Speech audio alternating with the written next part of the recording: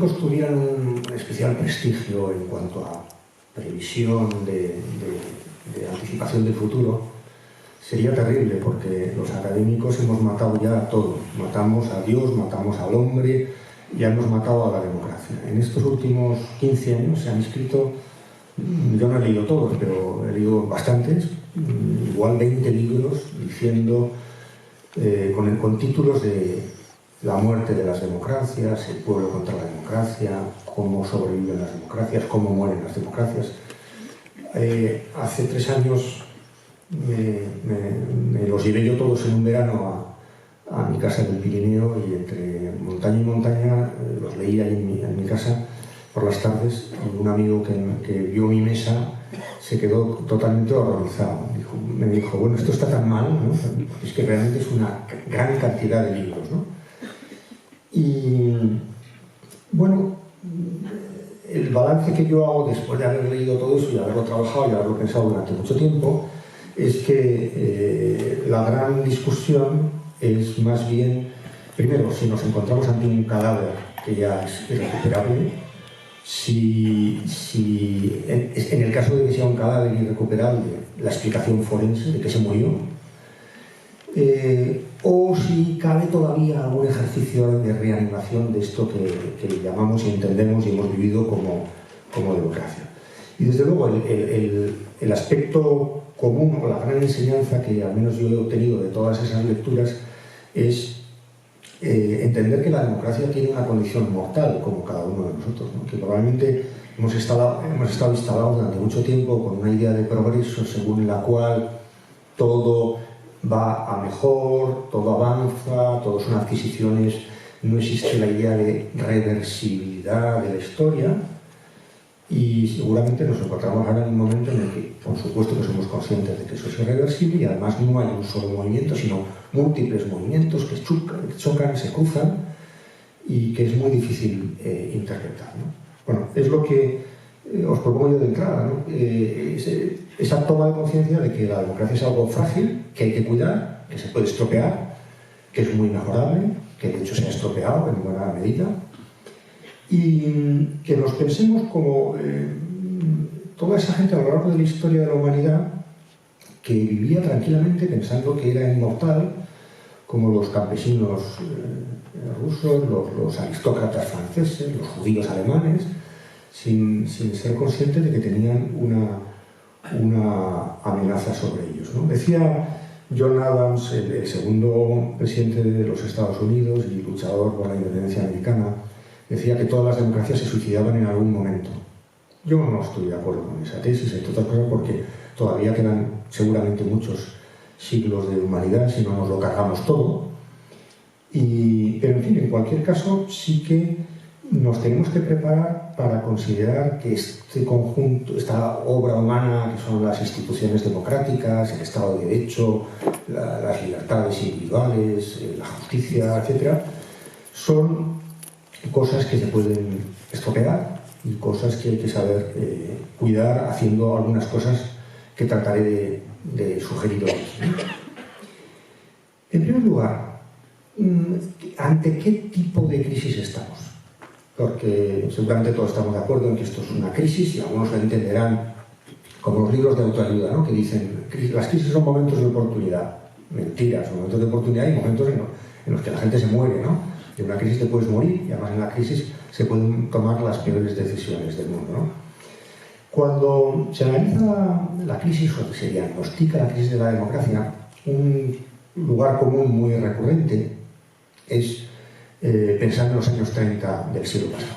Los años 30, el periodo de entreguerras, la República de Weimar en Alemania, un periodo en el que se cometieron un cúmulo de errores que llevaron a la repetición de aquella guerra de Primera Mundial en una segunda fase, que llevaron al ascenso de los totalitarismos en muchos países de Europa, etc., ¿no? Y por tanto, hay mucha gente que explica, en esos libros que os acabo de mencionar y en otros, explica lo que puede pasar por analogía con los años 30. Dice, ojo, no cometamos, esto se parece mucho a Weimar, a la República Alemana, no cometamos los mismos errores. Bueno, yo no sé si esto es una buena o una mala noticia, pero mi primera hipótesis es lo que hoy tenemos no se parece en casi nada a los años 30. Es otro contexto, otra constelación completamente distinta, y además es lógico. Si la historia humana supone cambio e innovación para mejor, también puede suponer cambio e innovación para peor. Y por tanto, si la naturaleza de los problemas que tenemos a principios del siglo XXI en relación con ese conjunto de instituciones que llamamos democracia, tiene que ser muy diversa, es de hecho muy diversa, muy diferente de la que se vivió en Europa el siglo pasado, en los años 30. Y por tanto, el marco interpretativo para entender la crisis de la democracia tiene que ser muy distinto del marco interpretativo que teníamos en los años 30 y para el que aplicamos unas determinadas soluciones.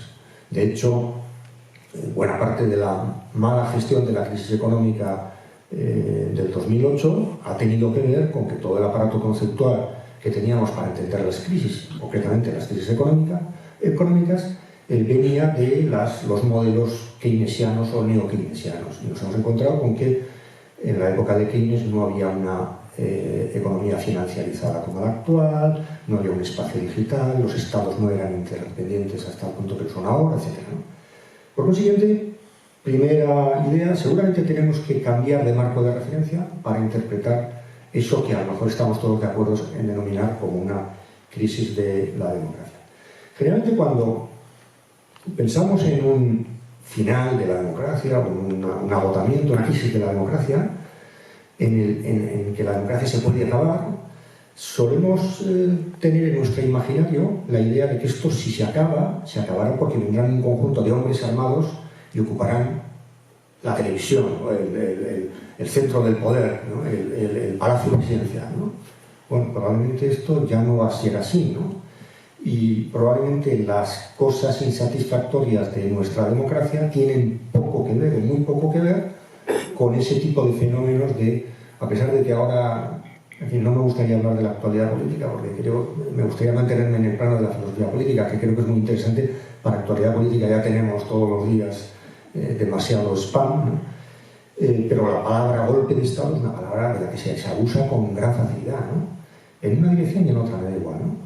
Y yo creo que lo preocupante no es el golpe de Estado. Esto si acaba o se degrada o tiene problemas, no va a ser porque ocurra algo similar a un golpe de Estado, y por tanto los mecanismos de defensa no tienen que ser aquellos con los que nos protegíamos de un golpe, un asalto de hombres armados a un edificio del poder, sino algo mucho más sofisticado, más difícil, algo que tiene que ver con la degradación, con el desequilibrio, con la inadaptación a las nuevas circunstancias, con la ineficiencia, y no tanto a una insurrección o a un golpe de Estado. Y por tanto, más que complots contra la democracia, lo que puede haber es una debilidad de la política, que creo que es mucho más grave, la propia debilidad de la política, la falta de confianza entre gobernantes y gobernados y entre nosotros, entre sí, o por ejemplo el desplazamiento de los centros de decisión relevantes a grandes corporaciones, a lugares no controlados democráticamente y que tienen una gran influencia sobre nuestra vida sin tener la legitimidad correspondiente. Eso nos debería preocupar mucho más, y eso no tiene la estructura de un golpe de Estado, ¿no? De eso no nos defendemos acordonando un edificio, protegiendo militarmente unas instalaciones de la televisión o de la presidencia del gobierno. Esto tiene una naturaleza completamente distinta, ¿no? Las teorías acerca de las actuales amenazas contra la democracia se podían dividir en dos grandes grupos, simplificando un poco la cuestión, ¿no? Aquellos que piensan que, a grandes rasgos, que la gente tiene demasiado poder, y aquellos que piensan que la gente tiene demasiado poco poder. Y yo creo que estas son las dos grandes familias a la hora de interpretar lo que nos está pasando. Unos piensan que la democracia está en crisis por exceso, podríamos decir, y otros por defecto, ¿no? Por incompetencia de las élites para unos, o por irracionalidad de los electores para otros, ¿no? Y de hecho hay teorías para todos los gustos y matices entre todas estas dos grandes contraposiciones, ¿no? Si esta si este mapa que acabo de hacer es correcto, entonces el mapa de las soluciones estaría muy claro, ¿no? Para algunos la solución sería aumentemos el poder de las élites frente al poder de la gente y por tanto las soluciones serían más bien de tipo tecnocrático.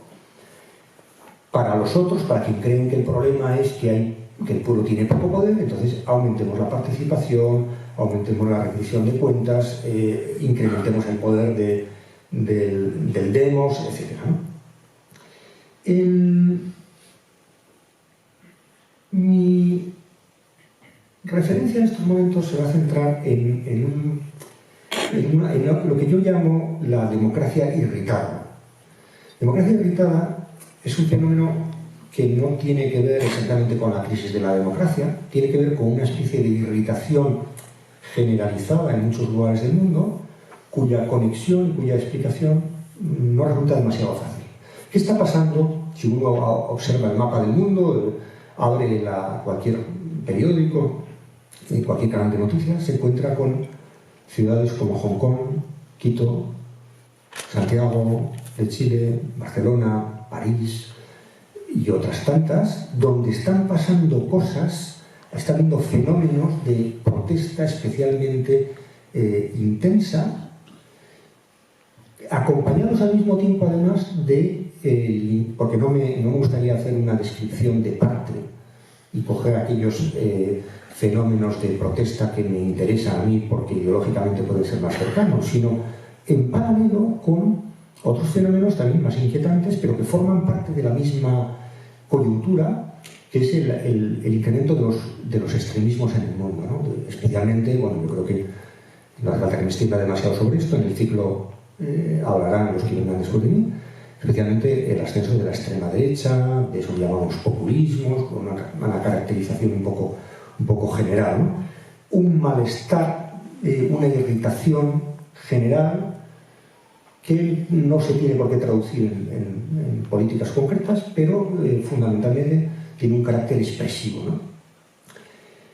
¿Cómo podríamos interpretar estos fenómenos? Yo creo que el lugar común o la opinión más extendida es entenderlos como una manifestación de un crecimiento de la desigualdad en el mundo. Y yo no estoy de acuerdo con esta interpretación, no porque me parezca bien la desigualdad, sino porque me parece que la desigualdad explica una parte de estos fenómenos, pero no explica todas, porque hay rebelión de los perdedores de la globalización, pero también hay una rebelión por parte de los ganadores de la globalización. Es decir, hay gente que considera que el problema de la democracia contemporánea es que hay poca solidaridad, pero hay mucha gente que considera que el problema es que hay demasiada solidaridad. Y si no, no se entendería, por ejemplo, el crecimiento de partidos de extrema derecha en el norte de Europa, cuyo origen, cuya causa es un diagnóstico según el cual Europa está siendo una máquina de despilfarro de solidaridad hacia los países del sur o hacia la llegada de inmigrantes, etcétera, etcétera, ¿no? Bueno, ¿qué pasa aquí, no?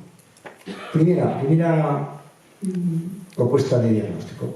Creo que este tipo de fenómenos en el mundo son más bien expresión de una frustración que un programa de acción. Son más bien fenómenos expresivos donde hay... es muy curioso, por ejemplo, yo he estado estudiando un poco más detenidamente en el caso chileno, porque me interesaba por un motivo especial, y te encuentras con que en esas manifestaciones y en esas protestas se han formulado principios muy concretos, muy poco ideológicos.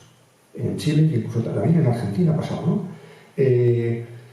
Las causas de muchas veces que disparaban estas protestas eran fenómenos como el aumento del precio del metro o de la electricidad, es decir, cosas muy concretas, muy poco ideológicas.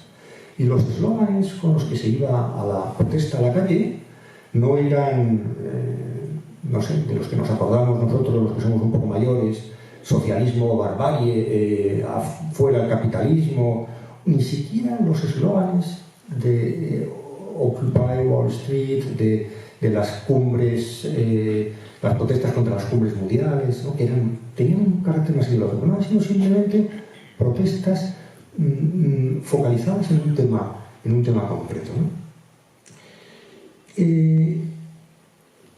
Y a mi juicio se trata también de aspiraciones, o sea, de formulaciones de frustración que no se traducen en programas concretos de acción.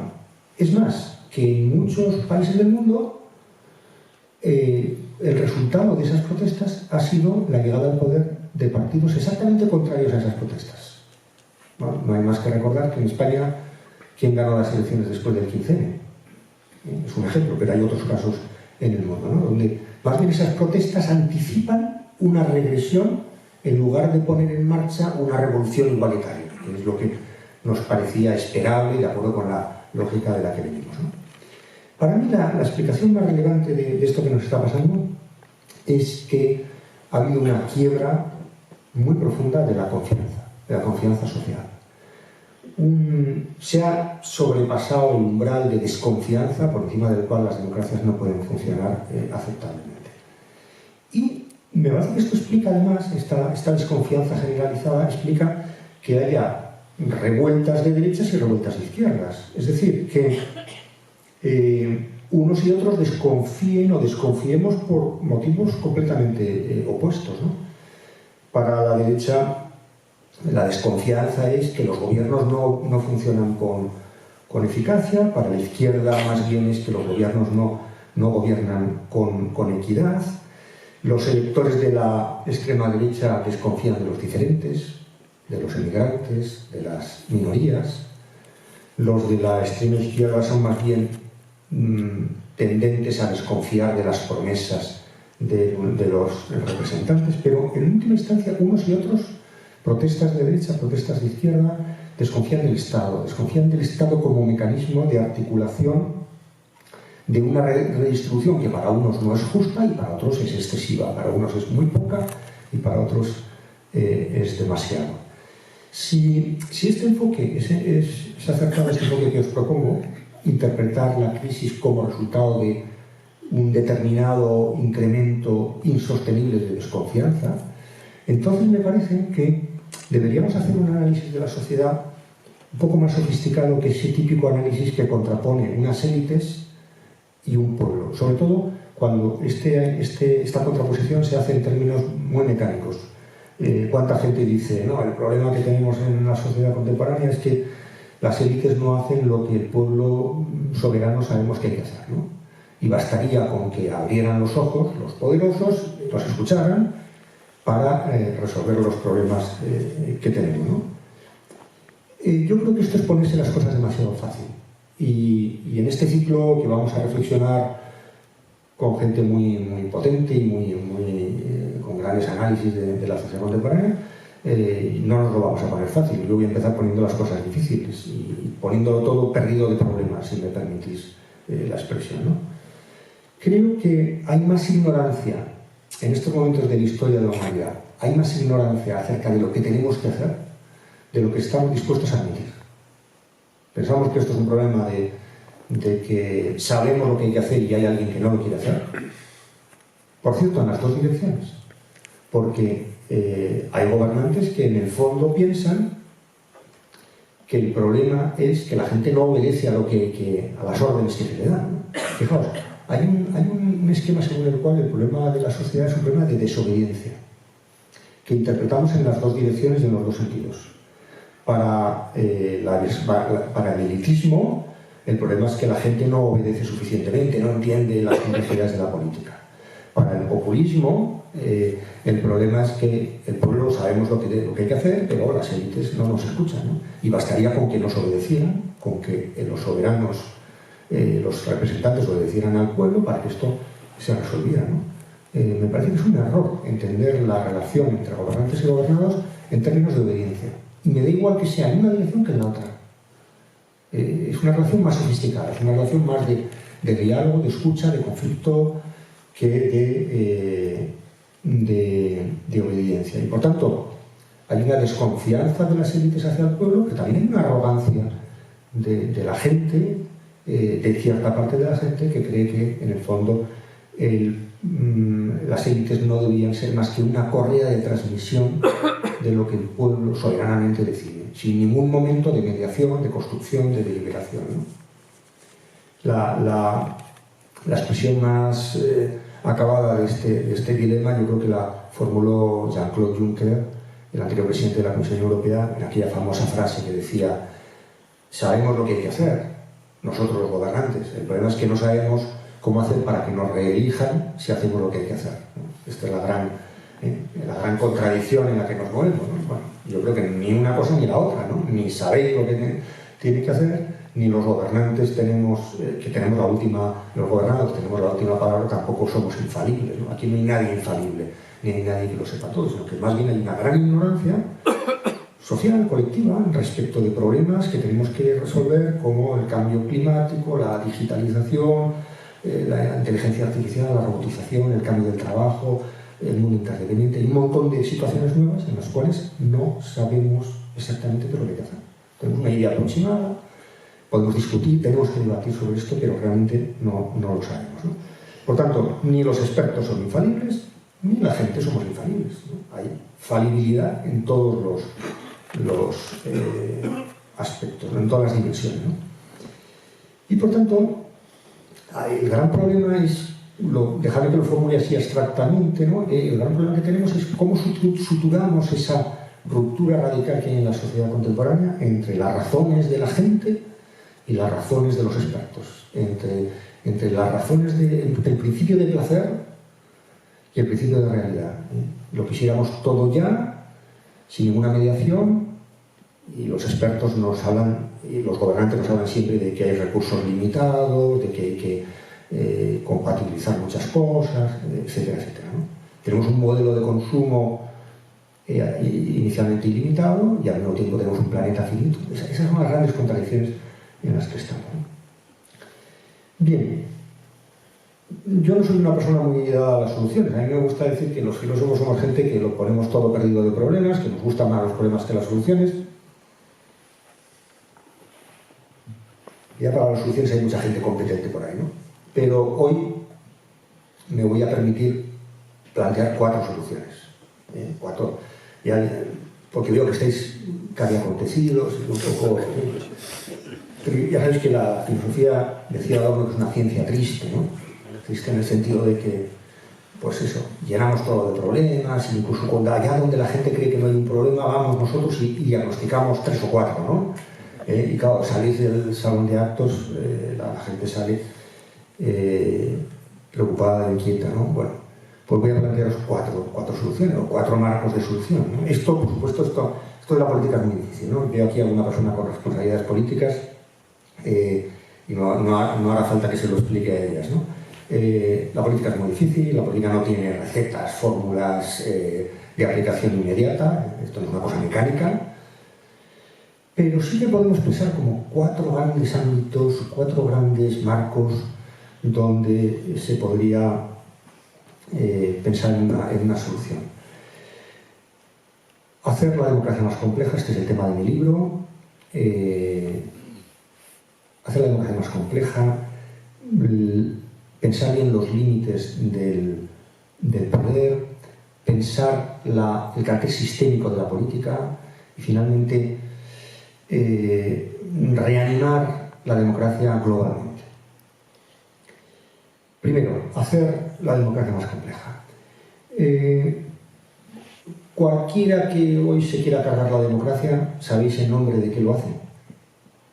De la democracia. No hay nadie que venga y diga, yo me quiero cargar la democracia. Generalmente lo que vemos, incluso entre la gente más siniestra del espectro ideológico, es que son gente que vienen a hacer la democracia real, ¿no? La democracia de verdad, ¿no? Que es esta y no la otra, ¿no? Decía un politólogo alemán, decía, todos los caminos llevan hoy a la Roma de la democracia, ¿no? Todos, incluso aquellos que claramente la van a pervertir, ¿no? Mi hipótesis es que cualquier elemento de la democracia es un puzzle, un conjunto de instituciones, de principios equilibrados, con mayor o menor fortuna, pero cualquiera de esas dimensiones, cualquiera de esos valores, tomado aisladamente, unilateralmente, extrapolado sin ningún equilibrio con otros, produce una degradación irreversible de la democracia. Cualquiera. Votar es fundamental para la democracia, ¿no? no hay democracia si no se vota, ¿no? Pero si solo se vota, bueno, pues hacemos el churro del Brexit o otras muchas cosas que se han hecho a lo largo de la historia, ¿no? Los que nos representan tienen que dar cuentas ante nosotros, ¿no? Tiene que haber una responsabilidad, una dación de cuentas, por supuesto, pero no les podemos estar pidiendo cuentas todos los días. Les tenemos que dejar un margen de confianza, al final del cual vendrán y les daremos caña, porque para eso estamos, ¿no? Pero dejemos el margen de confianza. Muchas veces los problemas de las malas negociaciones en política tienen que ver con que se está retransmitiendo en tiempo real lo que está pasando. Yo me acuerdo, vivía en Italia cuando ganó la izquierda las elecciones y el PD y Cinque Stelle se pusieron a negociar. Y Cinque Stelle exigió streaming para las negociaciones. Todos entendimos que aquello iba a acabar mal. Efectivamente, Berlusconi se hizo con el gobierno. Hay cosas que exigen una discreción. Pero pensaros que ahora dijéramos todo en la política tiene que ser opaco porque mejor que la gente no mire. Mal, ¿no? Es decir, tiene que haber un equilibrio entre una delegación de confianza y al final una responsabilidad, ¿no? O pensar, por ejemplo, la relación entre momentos constituyentes y momentos normales de despliegue de la democracia. No hay democracia si no hay momentos constituyentes. Y muchas constituciones se anquilosan porque no hay reformas en el momento oportuno. Se reforman poco. Pero también hay crisis de la democracia porque se reforman demasiado y porque hay gente que entiende la democracia como un Big Bang de momentos constitucionales. Y me acuerdo cuando surgió Podemos, me invitaron a unas jornadas donde hablaban del momento constituyente. ¿Recordáis al principio de Podemos que era un tema recurrente? Tenemos que ir a un gran momento constituyente, ¿no? Y el otro día en el programa de La Tuerca, cuando me entrevistó Pablo Iglesias, yo le recordaba esto y se reía, tal, ¿no? A que ahora no queréis un momento constituyente, ¿no? Porque ahora un momento constituyente claramente va a ser regresivo, o puede ser regresivo, ¿no? Es decir, bueno, probablemente a lo que tenemos que ir es a un equilibrio de momentos constituyentes y momentos de continuidad, ¿no? Es decir, todos estos elementos, ¿no? Participación, Estado de Derecho, legitimidad, responsabilidad, transparencia, todo esto son valores indudables de la democracia, pero tienen que estar equilibrados. Cuando se hizo la ley de transparencia en España, me invitó entonces Meritxell Batet, que era una diputada, me invitó a la comisión de expertos para hablar de esto, y yo me dediqué a hablar en contra de la transparencia en este sentido. Es decir, bueno, creo que estamos exagerando el papel de la transparencia. Aquí va a venir mucha gente que va a hablar a favor de la transparencia. Bueno, pues yo voy a hacer un poco de pito brillo y voy a mostrar los inconvenientes de la transparencia para la democracia. Hubo gente que se quedó muy sorprendida, alguno incluso se enfadó, pero bueno, tuvimos un debate interesante y creo haber ayudado un poco a que por lo menos reflexionaran sobre que la democracia no es la exposición, como hoy tenemos en buena medida configurado nuestro espacio público, ¿no? Como un espacio de exhibicionismo, postureo, infotainment, politainment que se dice, ¿no? Entretenimiento político. La política se parece cada vez más a un espectáculo. No me estoy refiriendo al debate de investidura, no seáis mal pensados, digo en general. Y nosotros nos hemos convertido en que nosotros los ciudadanos nos hemos convertido en mirones de la política, en voyeurs de la política. Miramos aquel espectáculo como si no fuera con nosotros. Bueno, esto no es una buena relación, no es un buen espacio público. Y por tanto, acabo esta primera propuesta.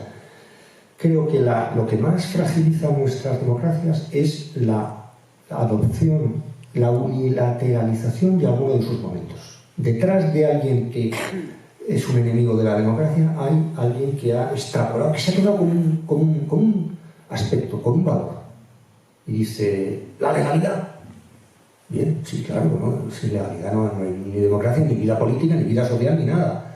Pero como solo haya legalidad, mal asunto, ¿no? La participación, fantástico la participación, pero tiene que haber alguna cosa más, ¿no? Mi propuesta frente a esto es hacer una democracia más compleja, más completa, más equilibrada, donde haya más factores que entren en juego, donde haya pesos y contrapesos, donde haya valores contrapuestos que se equilibran entre sí, ¿no? Segunda Segunda propuesta, segundo marco de propuesta. Ya veis que esto no es muy concreto, pero para eso habéis venido a la charla de un filósofo que habéis a nuestra ayuda. Segunda propuesta. Tenemos que proteger a la democracia, y esto es un poco contraintuitivo, frente a sí misma. Sabemos cómo defender la democracia frente al golpismo de las insurrecciones del 19, tan típicas de la historia de España, ¿no? Todas las insurrecciones. Y sabemos cómo se defiende eso, cómo se protege el cuartel de invierno. Sabemos cómo se hacen esas estrategias frente a hombres armados, ¿no?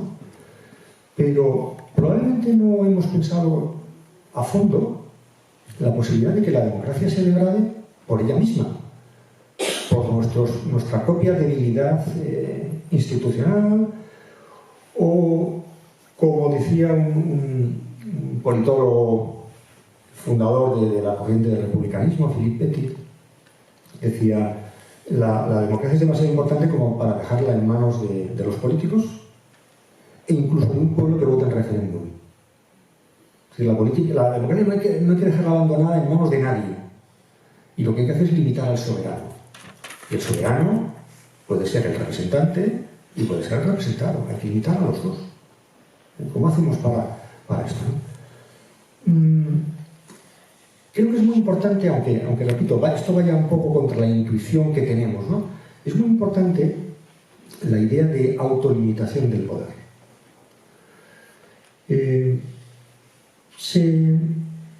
Pensemos, por ejemplo, en la cantidad de límites constitucionales en todos los países del mundo. Hay límites para que el soberano, que es el pueblo, no pueda cambiar la Constitución de la noche a la mañana en cualquier momento. Y en muchos países donde la democracia no funciona bien, lo que hay es un pueblo soberano que va cambiando continuamente la Constitución, y por tanto no hay una estabilidad, no hay un marco legal suficiente, etc., ¿no? Mi hipótesis es que la democracia es un sistema de organización política tan inteligente que se autopone límites. De alguna manera, esto tiene que ver con una cuestión más general que se podría formular del siguiente modo. Un sistema inteligente es un sistema que permite hacer ciertas cosas, pero también no nos permite hacer lo que queremos. Hay una gran inteligencia en configurar sistemas que nos impiden hacer lo que queremos. Esto está sonando muy abstracto, ¿verdad? Bueno, pues ahora voy a poner algún ejemplo concreto para que se vea que esto no es tan raro, ¿no?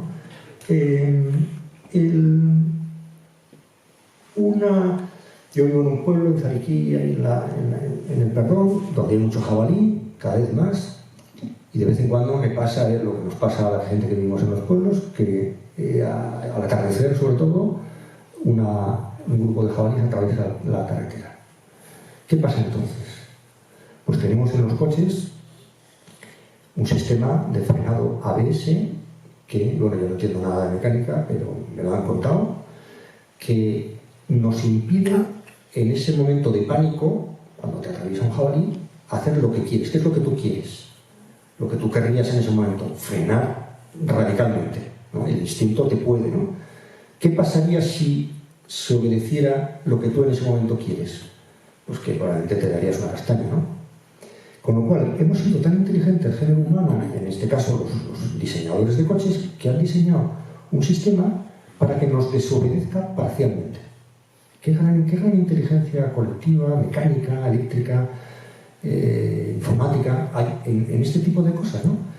Yo siempre pongo más el ejemplo de... Otro ejemplo, porque es un tema que me apasiona ¿no? El ejemplo ¿os acordáis del accidente de Germanwings? De aquel avión alemán, uno se suicida y de paso suicida a 150 personas, ¿no? No estaba suficientemente pensado el sistema de seguridad de los aviones para impedir que un piloto loco hiciera lo que hizo, ¿no? Tenía que haber unos estabilizadores, como los hay también en la economía, que impidieran que el piloto haga lo que quiera. Bueno, pues en muchas instituciones, en muchos procedimientos formales de las instituciones políticas, lo que hay es un montón de prohibiciones que te impiden hacer lo que quieres. Sobre todo cuando tienes un producto peligroso. Por ejemplo, otro ejemplo, a raíz de la crisis económica, se endurecieron las disposiciones en Europa que obligaban a quienes compraban un producto financiero a certificar que se habían enterado lo que se estaban comprando. ¿Por qué? Porque los bancos habían hecho una práctica abusiva, que era colocar a cualquiera que venía por allí y que no tenía ni idea, le colocaban un producto derivado, que era un producto de altísimo riesgo, como luego se ha visto, ¿no? Ya había unas disposiciones, pero esas disposiciones, eso que firmamos después de cualquier cosa, firme usted aquí y tal, ¿no? Y no te lees las instrucciones, ¿no? Bueno, pues se han endurecido esas disposiciones para que la gente... Uno podría decir, desde la lógica de la soberanía, uno podría decir, oiga, yo firmo lo que quiero, ¿no? ¿Y qué le hemos dicho como sociedad a la gente que compra productos financieros? Un producto financiero es un arma de destrucción masiva. Que sepa usted lo que como un coche, que sepa usted lo que... como un gobierno. También un gobierno es un arma de destrucción masiva. Y por tanto al gobierno lo limitamos desde muchísimos puntos de vista, con equilibrios, balanzas, observación, reglamentación, etcétera, para que no haga lo que quiera, ¿no?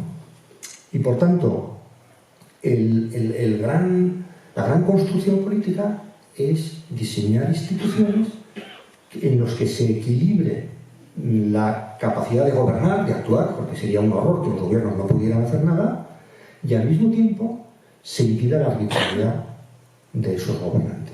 ¿Cómo conseguimos un equilibrio entre capacidad de implementación, pero al mismo tiempo límites a la arbitrariedad, ¿no? Y por tanto, un sistema inteligente es un sistema que se da cuenta de que los enemigos no son tanto gente que viene de fuera como uno mismo. El propio gobernante del sistema es el propio enemigo y por tanto aquel que hay que mantener limitado. Tercera propuesta. ¿Cómo hacemos para lo que podríamos llamar sobrevivir a los malos gobernantes? Esto lo pensé en el primer año de mandato de Trump. Yo me acuerdo cuando yo estaba en la universidad, no hace mucho tiempo, como es evidente, ¿no? El típico eslogan de la izquierda era meterse contra lo que nos parecía lo más terrible, que era el complejo militar industrial. ¿Os acordáis de esto? Aquí sí, ¿verdad? El complejo militar industrial era el demonio con rabos y cuernos, ¿no? Era todo, sintetizaba todos los males, ¿no? Y yo cuando observo lo que está pasando en Estados Unidos y veo en quién confiamos para que un personaje tan siniestro como Trump no estropee demasiado las cosas, ¿en qué estamos esperando? Poniendo nuestras esperanzas. Bueno, las podemos poner en el Partido Demócrata, pero eso es una esperanza un poco tenue. Las ponemos en que los militares le digan a Trump que lo de Corea del Norte mejor que no, que las cámaras le frenen, que los empresarios... Es decir, de alguna manera, el complejo militar industrial es aquello que puede impedir, si me permitís la broma, que Donald Trump haga todo lo que le gustaría hacer, ¿no? Unos sociólogos británicos hicieron una propuesta de un experimento mental. Decían, ¿qué pasaría si, como una hipótesis, ¿no? Si el Banco de Inglaterra estuviera gobernado por, en lugar de 12 personas, economistas cualificados, por 12 monos durante un año? ¿Qué pasaría?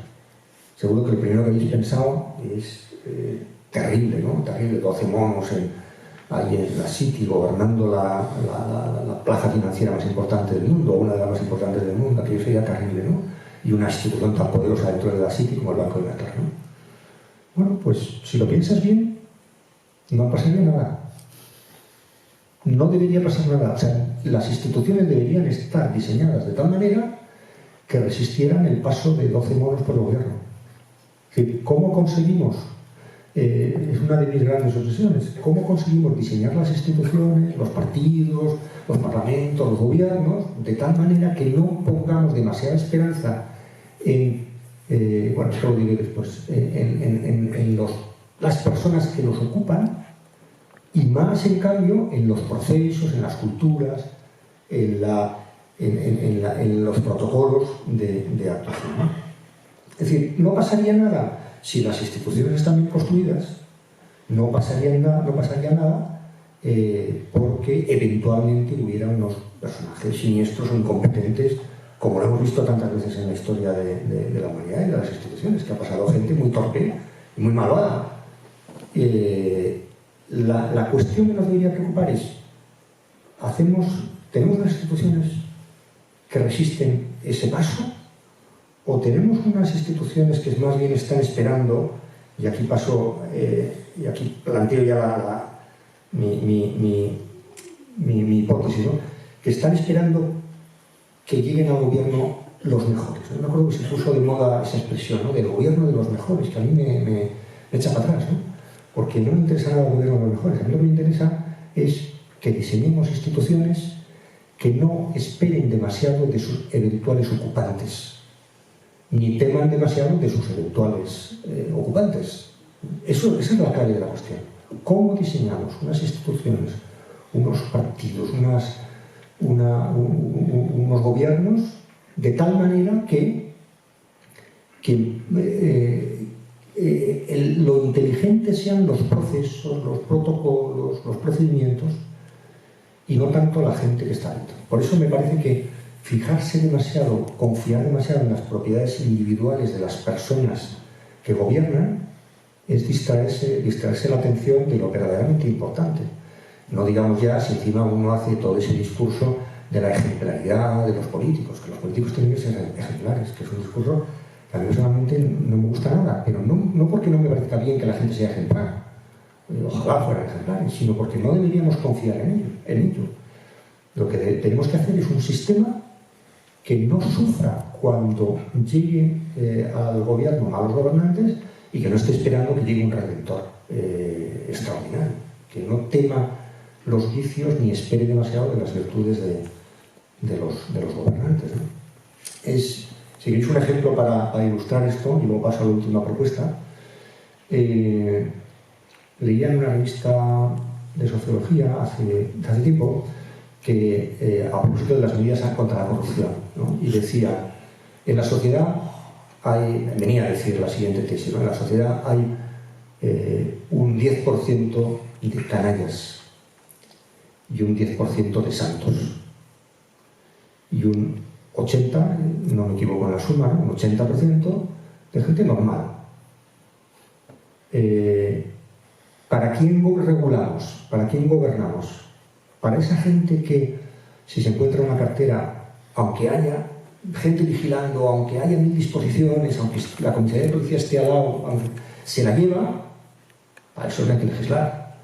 O para esos que se encuentran en una cartera y, sin pensárselo más, en fin, aunque estén en una situación de precariedad, es decir, unos santos excepcionales, ¿no?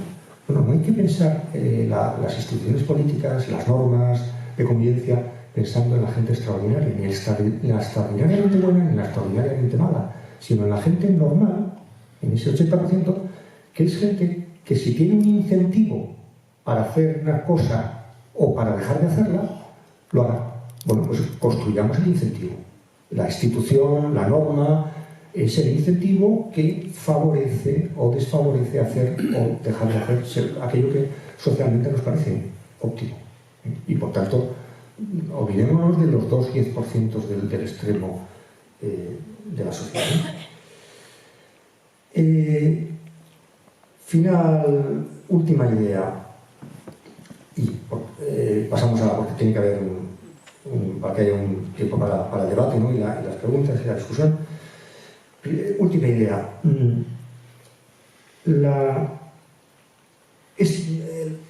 Un último ejercicio de reanimación de la democracia es de carácter global. Es decir, creo que en la dimensión global, la interiorización de que estamos en un espacio interdependiente, puede ser más democratizador que lo que solemos tender a pensar. ¿Qué solemos tender a pensar? Solemos tender a pensar que la democracia es algo que se realiza en los espacios domésticos, y cuanto más pequeño mejor, ¿no?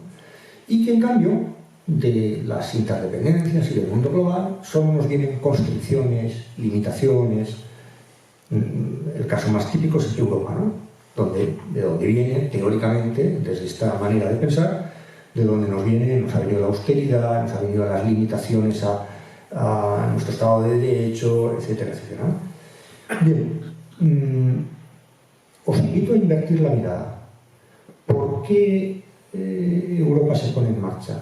Europa se pone en marcha, se construye, y de una manera mejor o peor, eso ya es más discutible, según y cómo, porque al final de la guerra, de la Segunda Guerra, las sociedades, especialmente la francesa y la alemana, se dan cuenta, son conscientes de que tienen un gran déficit democrático. Un déficit democrático que consiste en que no son capaces los estados, el Estado alemán, el Estado francés, no son capaces de suministrar a sus poblaciones determinados bienes comunes a los que estas poblaciones tienen derecho. Especialmente en el caso de la paz, que es quizá el bien común básico, ¿no? Como estados autónomos, autárquicos, que buscan solamente su interés y que están en un juego de suma cero y de lucha de poder, después de muchos años de historia, bueno, de 150 años de guerras franco-prusianas que culminan en la Segunda Guerra Mundial, Primera y Segunda Guerra Mundial, rendimos las armas y decimos, no, vamos a mancomunar el poder, vamos a ir a espacios donde se puede realizar esa democracia. O esa parte de la democracia que tiene que ver con el suministro de ciertos bienes comunes. No digamos ya para los países del sur de Europa o para los países del este de Europa, para los cuales la integración en Europa supuso, en distintas lógicas, un asentamiento de sus democracias incipientes, ¿no? Por tanto, y con esto ya concluyo, no es verdad que los procesos de interdependencia en los que estamos, ¿no?, como muchas veces se dice, ¿no?, anulan la política. Estamos en entornos interdependientes, aquí ya no se puede hacer política. La única política que se puede hacer es en el ámbito local o en el ámbito del Estado nacional, ¿no? Yo creo que no. Yo creo que si la política es el arte de vivir juntos y de combinar el elemento de conflicto y el elemento de cooperación de manera que sea productiva, y si eso fuimos capaces de hacerlo en el ágora ateniense, en los imperios clásicos y medievales, en las ciudades-estado, en los estados nacionales, no hay ningún motivo para no pensar que en el orden global no puede haber algo similar a la democracia.